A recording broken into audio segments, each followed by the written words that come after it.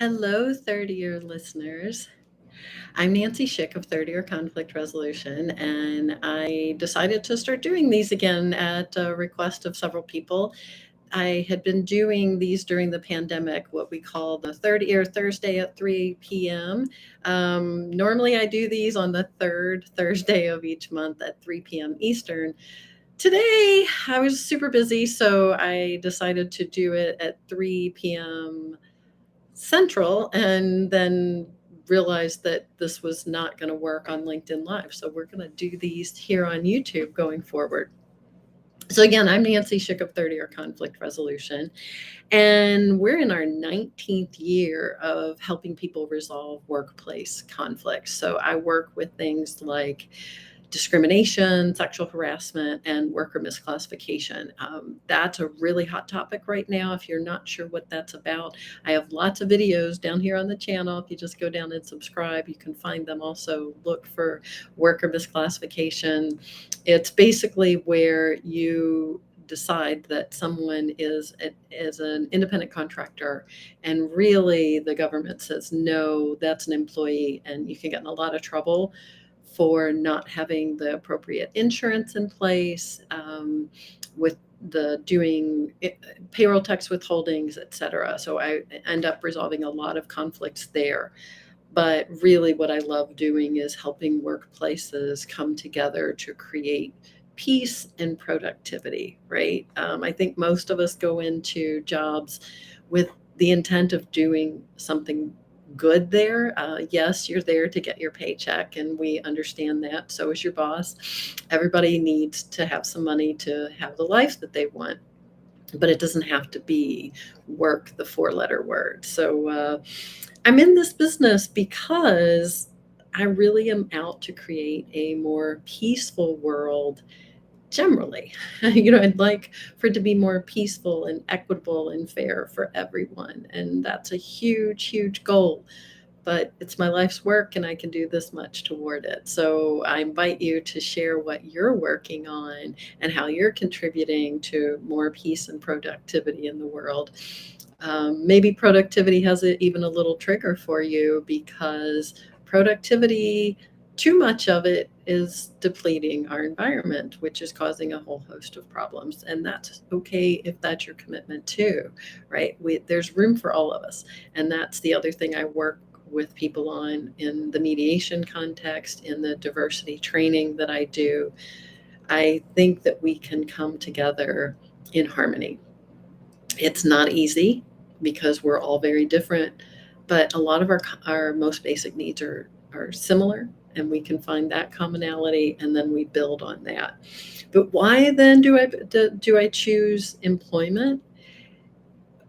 You've probably, if you've seen any of my podcasts where I've been a guest, I often will say it's because, look, pretty much everyone has a job, has had a job, or know someone with a job, right? So even if you're not working yourself, you probably know someone that is working and is highly affected by their work. And sometimes we define ourselves by our work.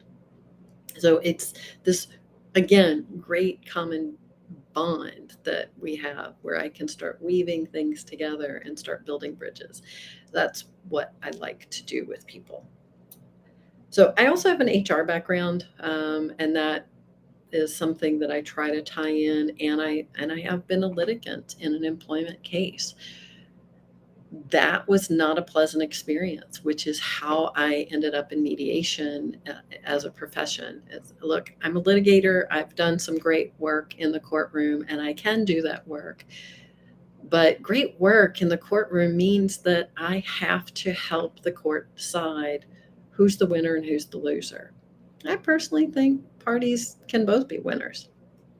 So again, in mediation, that's what we do. We try to find common ground and build solutions where both of you get a little bit of what you want. Maybe you can't get everything, because usually the discussion is around something that happened in the past, and I can't change the past. I'm not a magician, but I can help you create a new future. And ideally, we do that with the acknowledgement that the other person is in the world still too, and we have to be mindful that we're all different, And that doesn't mean that we can't both have what we want.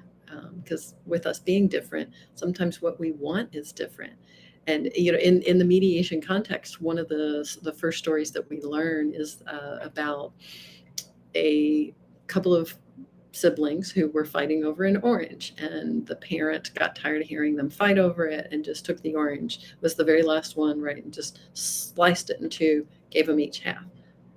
Now that seems fair on its face, right? But what you learn in this story is that one of the children wanted to bake with the orange zest, and the other one wanted to eat the inside. They could have both had what they wanted if they had just had a conversation about what they wanted.